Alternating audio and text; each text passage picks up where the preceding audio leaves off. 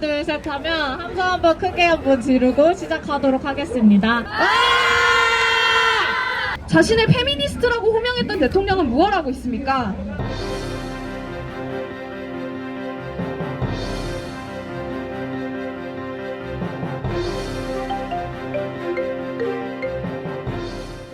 네! 힘차게 한번 시작해볼까요? 저는 오늘 기자회견 사회를 맡은 한국여성민우회 활동가 류라고 합니다.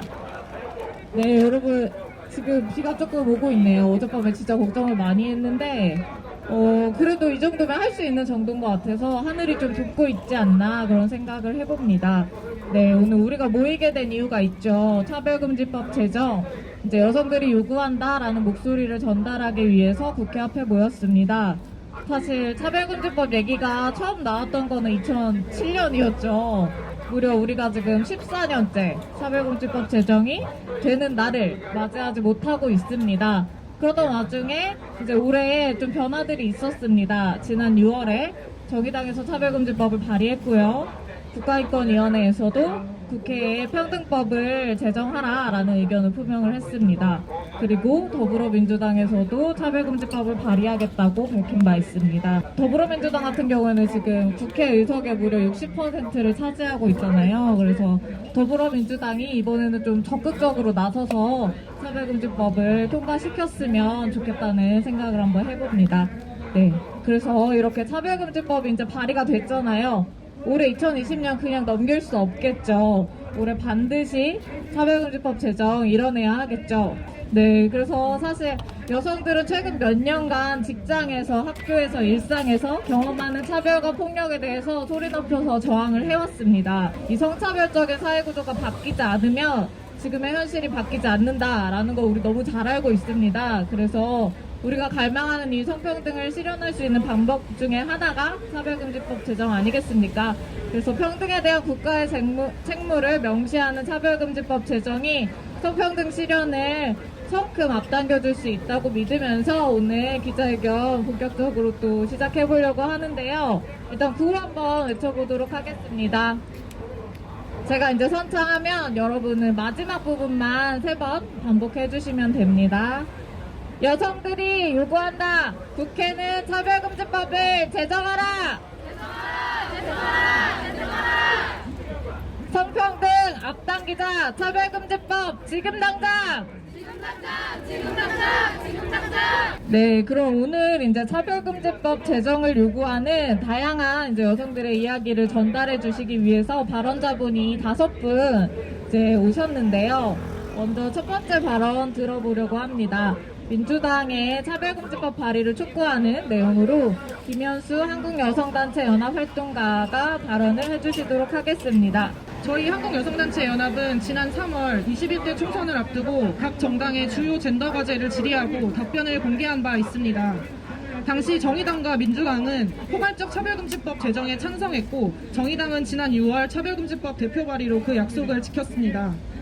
얼마 전 민주당 이상민 의원이 8월 내로 차별금지법안을 대표 발의할 계획이라는 언론 보도가 있었는데요. 정부 여당이자 21대 국회에서 절대 다수의 의석을 차지하고 있는 민주당 또한 포괄적 차별금지법 제정에 힘을 실어서 국민과의 약속을 반드시 지키기 바랍니다. 이미 한국 사회 많은 구성원들은 차별금지법 제정에 높은 공감대를 가지고 있습니다. 한국여성정책연구원이 발표한 자료에 따르면 응답자 중 87.7%가 성별, 장애, 인종, 성적 지향 등 다양한 종류의 차별을 금지하고 피해를 구제하기 위한 법률을 제정해야 한다는 것에 동의했습니다. 국가인권위원회 조사 결과에서도 차별금지를 법률로 제정하는 것에 88.5%가 찬성한다고 답변했습니다. 또한 유엔 여성차별철폐위원회, 인종차별철폐위원회 등 유엔의 인권기구들은 인권교역상의 권리가 차별 없이 향유될 수 있도록 한국 정부의 차별금지법 제정을 수차례 권고해 왔습니다. 이렇게 국내외 흐름에서 보듯이 차별금지법은 더 이상 내일로 미룰 수 없는 시대적 요구입니다. KBS가 지난 6월 말에 공개한 국회의원 300명 대상 차별금지법 제정에 대한 입장 설문 결과 응답자 94명 중 절반이 넘는 48명의 의원이 차별금지법과 관련해 종교단체 등으로부터 압박을 받는다고 느낀다고 답했습니다. 한 의원은 소신으로는 찬성인데 지역 반발, 특히 교회 반발이 심해서 답변을 못하겠다고 답했다고 합니다. 그러나 이미 90%에 가까운 국민들이 차별금지법 제정을 요구하고 있습니다.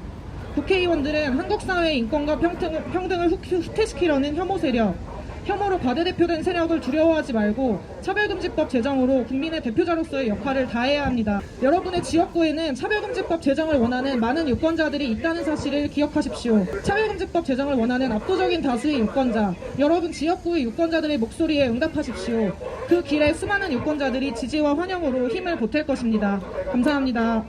네, 지금 국내로 보나 국제적 흐름으로도 보나 지금 차별금지법 제정은 정말로 더 이상 미룰 수 없다. 그래서 유권자들의 뜻을 받아서 모든 국회의원들이 좀 발의에 동참하고 차별금지법 제정 꼭 됐으면 좋겠다라는 내용을 말씀해 주셨습니다. 구호 한번 외치고 다음 발언 들어보겠습니다. 차별금지법 제정 약속 민주당은 꼭 지켜라! 네, 다음 발언은 각 지역에서 성평등 조례 통과시키기 위해서 열심히 활동하시고 있는 분인데요. 문지은 경기여성단체연합 사무국장님의 발언 들어보겠습니다. 네, 안녕하세요. 경기여성단체연합 문지연 활동가입니다. 2019년 경기도 성평등 조례 개정이 있었습니다. 경기도 성평등 조례는 전국에서 유일한 성평등 조례입니다. 전국적으로 양성평등 조례로 바뀌었으나 경기도만이 유일하게 지켜낸 셈입니다. 그렇기에 조례 이상의 상징성을 갖고 있습니다. 이번 개정안이 통과되기까지 수많은 차별, 혐오, 배제의 언사가 있었습니다. 개정안 통과 과정에서 있었던 일이라고 다시 쓰고 싶지도 않고 옮겨 쓸 수도 없는 말들이었습니다. 누군가의 삶을 왜곡하고 성평등의 의미를 왜곡하고 아무렇지 않게 차별과 혐오 발언을 공공연히 하였습니다. 이에 경기도 내 여성단체와 경기 시민사회 단체들은 차별과 혐오 없는 평등한 경기도민 행동을 만들었고 연대의 힘으로 개정안 통과를 이뤘습니다. 짧은 시간 안에 연대가 이뤄지고 개정안 통과까지 이룰 수 있었던 배경에는 이미 경기도 전역의 여러 인권조례들이 똑같은 차별과 혐오 발언에 밀려 제정이 무산됐기 때문입니다. 경기도 31개 시에 영향을 주는 성평등 조례 개정마저도 같은 과정으로 무산되지 않도록 한마음으로 지켜낸 것입니다. 내가 살고 있는 지역에서 평등한 삶, 차별과 혐오가 용인되지 않는 삶을 살고 싶다는 당연한 권리를 지키는데 이렇게 많은 자절이 필요합니까? 지역 의회들은 조례 발의를 이미 발의된 조례에 대한 결정을 총선 이후로 미루겠다고 회피하였습니다. 인권 조례들을 반대하는 차별과 혐오 발언에 차별 금지라고 나서는 것이 아니라 일단 후퇴를 선택한 것입니다. 또다시 돌아오는 지방선거에서는 선거철 공약으로 인권조례, 차별금지 조례를 저울질하는 일들을 더 이상 보고 싶지 않습니다.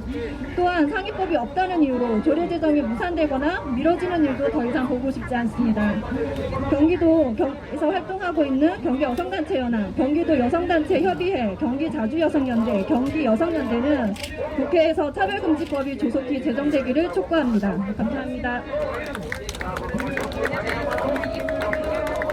네, 사실 차별금지법이라는 상위법이 있어도 각 지역까지 이제 차별을 좀 해소할 수 있는 방안들이 마련되려면 조례 같은 것들이 더 많이 만들어지는 것이 필요하겠죠. 네, 열심히 활동하시고 계시는 이야기를 들어봤습니다. 그럼 구호 한번 외치고 또 다음 발언 들어보겠는데요. 모든 지역의 성평등 조례 차별금지법 제정하라! 네, 다음 발언은 대전 MBC 아나운서 채용성차별 사건 해결을 위해서 활동하고 계시는 공동대책위원회 한국여성민우회 이편 활동가가 채용성차별 사안을 통해서 차별금지법이 왜 필요한지에 대해서 발언을 해주시도록 하겠습니다. 안녕하세요. 대전 MBC 아나운서 채용성차별 문제 해결을 위한 공동대책위원회 함께하고 있는 한국여성민우회 여성노동팀 활동가 이편입니다. 합리적 이유 없이 여성 아나운서는 프리랜서로 남성 아나운서는 정규직으로 채용하고 각종 복리후생을 비롯해 휴가, 임금 등 노동 조건 전반에 걸쳐 촘촘하게 차별이 자행됐습니다. 공영방송을 자임하는 대전 MBC 문화방송에서 일어난 일입니다. 작년 6월 대전 MBC 여성 아나운서들은 동일한 업무를 수행하는 남성 아나운서와 동일한 처우를 요구하며 국가인권위원회에 진정서를 제출했습니다. 대전 MBC는 잘못을 인정하고 바로잡기는커녕 진정인인 여성 아나운서들의 분장실 사용을 제한하고 홈페이지에 있던 소개를 삭제했으며 멀쩡하게 진행하고 있던 프로그램에서 하차시켰습니다. 그럼 보복성 업무 배제를 단행했습니다. 진정인 가운데 한 분은 직장 내 고립과 프로그램 감소로 인한 생계곤란을 견디지 못하고 결국 일터를 떠나야만 했습니다. 올해 6월 1년 동안의 조사 기간을 걸쳐 드디어 국가인권위원회가 대전 MBC 아나운서 채용 성차별 진정을 인용하는 결정을 내렸습니다.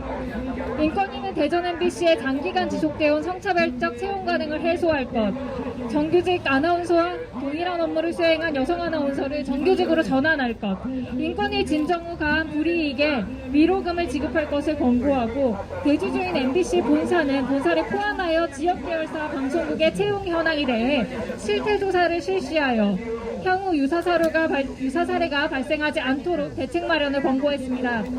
성별을 이유로 특정 성별의 노동자를 불리한 조건의 직무나 직급, 고용 형태로 배치하는 성별 분리 채용! 관행이라는 이름으로 한국 사회에 만연하게 이뤄져왔던 이 차별 행태를 국가에 의해 차별로, 채용 성차별로 인정받기까지 1년의 시간이 걸린 것입니다. 그러나 인권위 결정만 발표 이후 한 달이 넘게 지난 지금까지 대전 MBC와 MBC 본사는 인권위 권고안을 이행하라는 요구에 무시로 일관하고 있습니다. 이 상태에 책임있게 나서야 할 방송문화진흥원 이사회에서조차 오늘 비공개 회의에서 지역사 경영 자율성을 해칠 수 있다는 핑계로 서울 본사 차원에서 대전 MBC에 인권위 권고 이행하라는 공문 보내라, 이렇게 하고 추가 입장을 내놓지 않기로 했다고 합니다. 어떻게 이럴 수 있는지 정말 궁금합니다. 국가로부터 방송할 수 있는 자격을 부여받았기 때문에 공공성을 유지할 의무가 있는 MBC조차 인권위의 권고안을 이행하지 않는다면, 그래도 아무 페널티 없이 운영될 수 있다면, 진정인이 여러 불이익을 감수해가면서 1년을 기다린 이 결정문은 어떤 의미를 가질 수 있겠습니까? 이런 분노로부터 차별금지법 제정을 촉구합니다. 정의당 장혜영 의원이 대표 발의한 차별금지법안은 국가인권위원회 권고안을 시정명령으로 조정하여 이를 정당한 이유 없이 이행하지 않을 시 이행 강제금을 부과하도록 되어 있습니다. 인권위의 설립 목적처럼 모든 개인이 가지는 불가침의 인권을 보호하고 그 수준을 향상시키기 위해서 전향적인 결정문이 나오는 것만으로 부족하다는 것을 계속 확인하고 있습니다.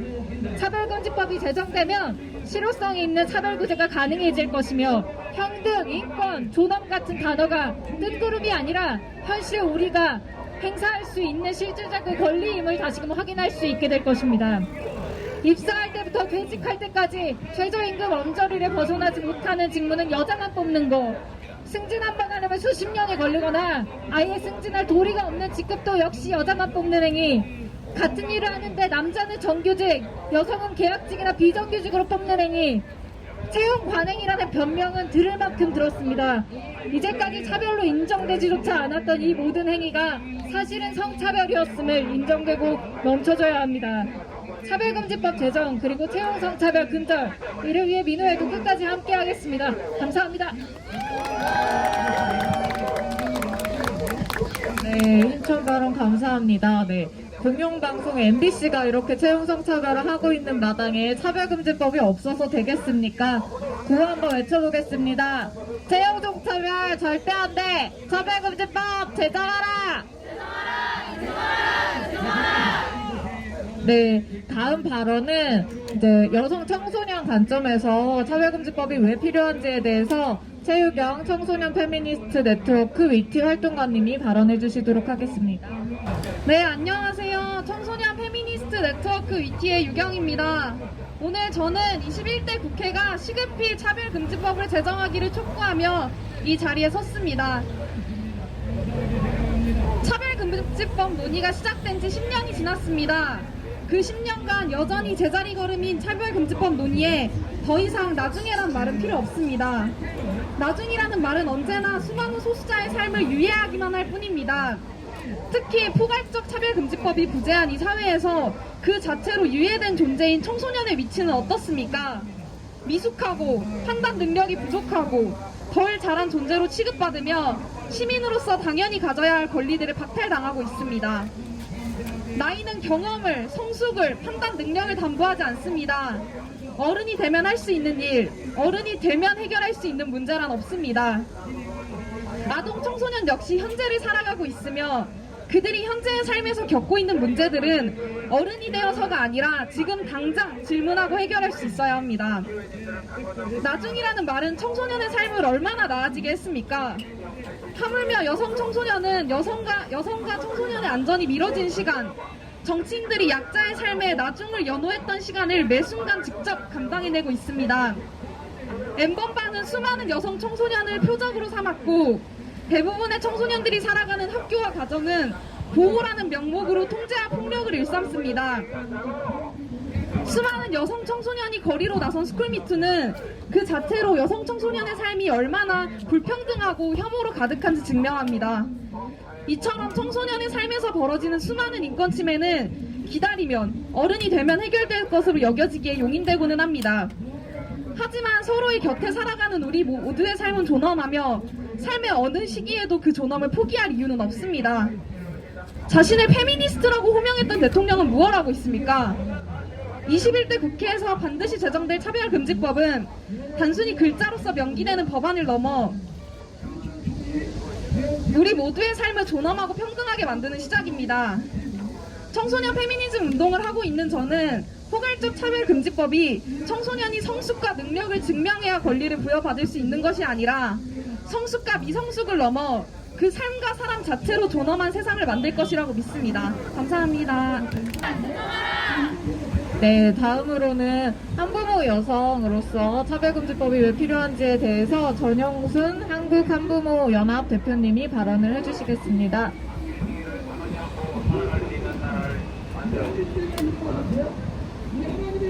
안녕하세요. 저는 한국한부모연합 대표를 맡고 있는 전영순입니다. 국민들의 간절한 바람에도 불구하고 매번 차별금지법 제정이 무산되고 있으며 평등한 사회의 앞길은 가로막히고 있습니다.